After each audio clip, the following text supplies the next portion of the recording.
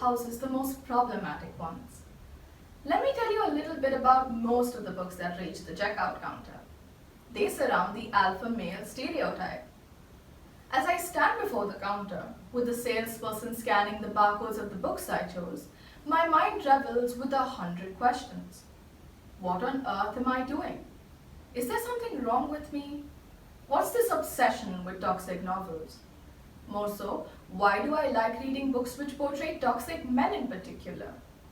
So I dug a little deeper, had a little staring at the ceiling introspection, at the end of which I came up with one answer, but a million other questions. The one answer I did get is that I learn a lot from these problematic novels featuring aggressive and dominant men. But before you think I'm crazy, hear me out. During the span of your years in school, I'm sure you've attended a class where you were taught of the difference between a good touch and a bad touch. You understand that distinction because you were made aware of it. But what about red flags? Who teaches us about that? The answer is no one does. You have to take the effort to either read about them, learn from someone else's experiences, or under unfortunate circumstances, learn about them firsthand. However, I've come up with a safe way for you to learn about red flags, through toxic novels. Although this might seem like, oh, okay, you read toxic novels to become more aware. Your choice is justified. But there stands to be a clash between the conclusion I draw from such novels and my inclination towards reading them. Let me take you to where it all began. As a part of an internship 2 years ago, I was to surf intriguing questions on Quora and write about the same. From amongst the many questions, I came across one which read, "Why are so many abusive men featured in women's romantic fiction like 50 Shades of Grey by E.L. James and After by Anna Todd, for example?" I proceeded to write about people's responses in the thread, but that was it. I was made aware of this literary trend, but I didn't delve into it any deeper. Over the years, the more I read, the more I recognized my reading pattern. Most of the books portrayed what I like to call coconut men, toxically masculine on the outside, literally human on the inside. Now these coconut men exist because society demands them. If you're a man, you're not supposed to be emotional or sensitive, because that's feminine. And so a stereotype is born: aggressive, assertive, dominant men.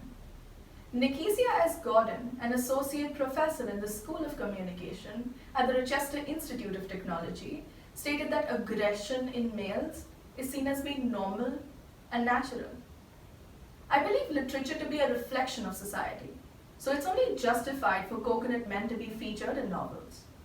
After all, society taught men to build a wall between themselves and their emotions. So what we read is only an exaggerated scenario of reality. And that's the sad part. Why sad? Let me tell you. With these built walls, a person is hiding a part of themselves from society, and to some extent, from themselves too. This constant hiding is going to give rise to a surge of emotions, which will turn into emotional baggage, for there is no place for them to vent. In books, however, these coconut men open up to only one person, their love interest. At first glance, this might seem romantic, but is it really? Is it romantic for you to assume the role of a therapist because your significant other doesn't deem it masculine enough to ask for help? No, it isn't. But yet you're attracted to the said stereotype of men. To explain why, I'd like you to listen to the chorus of the song Halo by Bethany Joy Lenz. Do pay close attention to the lyrics.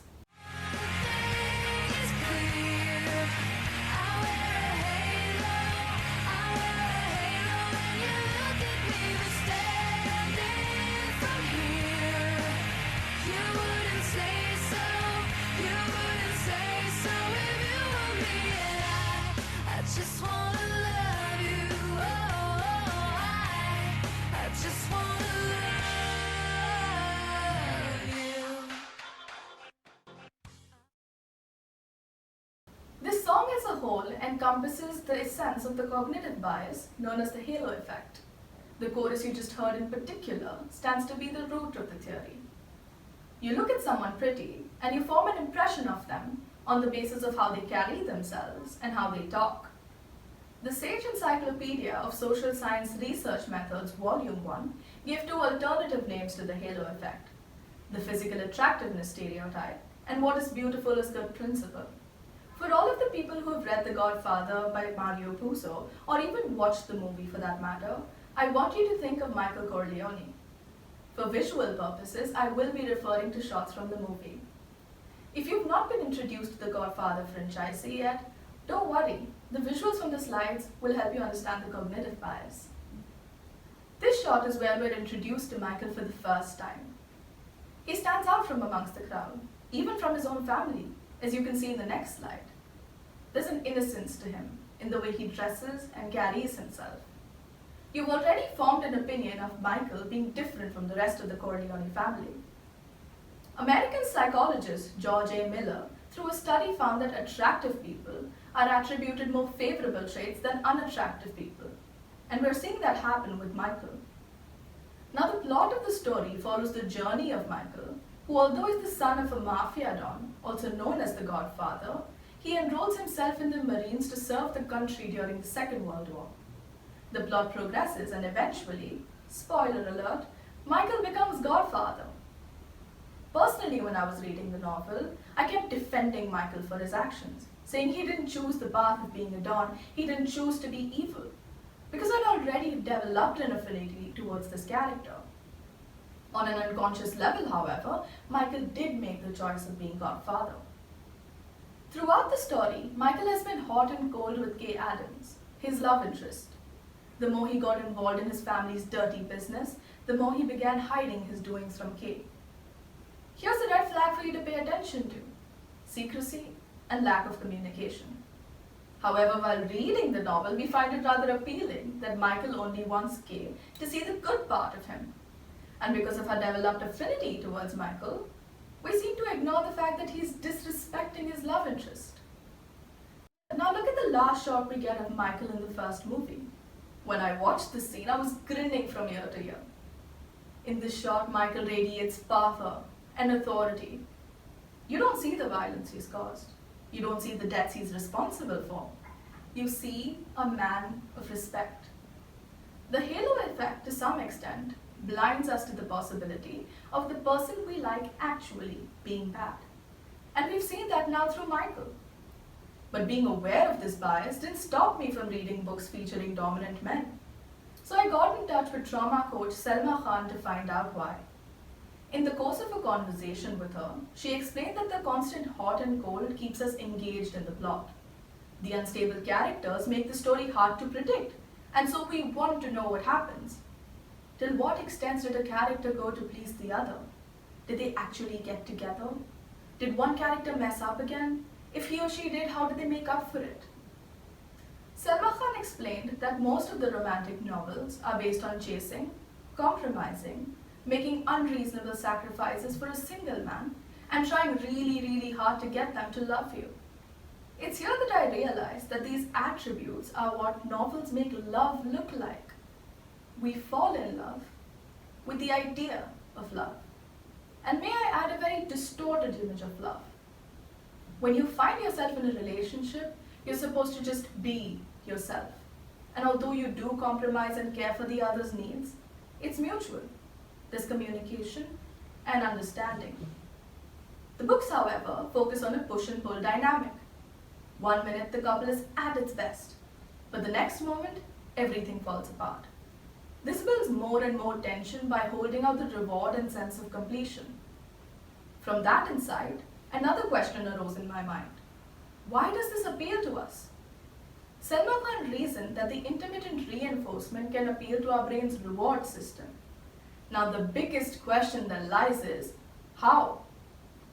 Dr. Cyrus Abasian, an addiction specialist at the Nightingale Hospital in London, during an interview with the BBC explained that our brains are designed in such a way that they seek rewards.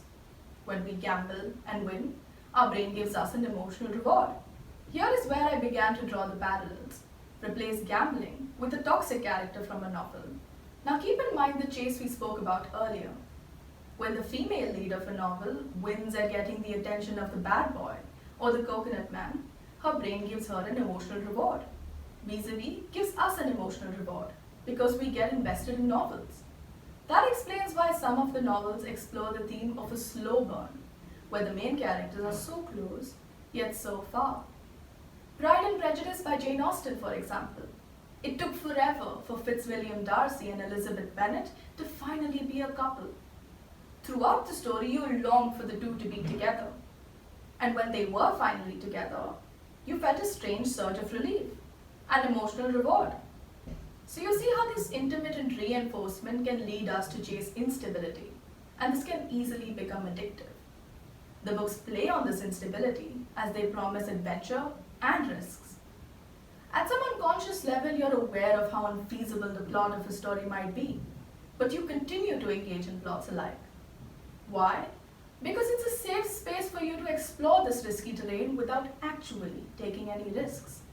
It's like providing a momentary escape to a place where everything is possible and everything has a fix, including the most broken people. But that's what you should pay great attention to. It's a momentary escape. Now here is where it gets tricky.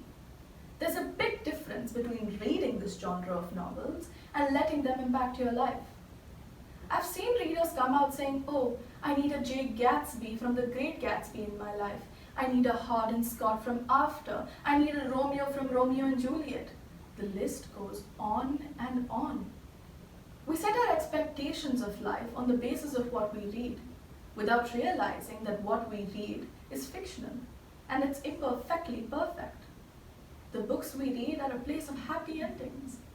Well, mostly. So it's important to draw a line between you and the books you read. There's nothing wrong in reading a toxic novel, but it's definitely unhealthy to idealize it. Don't let the words consume you. You're in control of how they affect you. Be choosy. Pick out the good from the novel and leave the rest behind. Just like I do. I learn about red flags on toxic characters, but I don't let the halo effect blind me. It's time we let the story be a story. Thank you so much for your time. That's been me. Happy reading.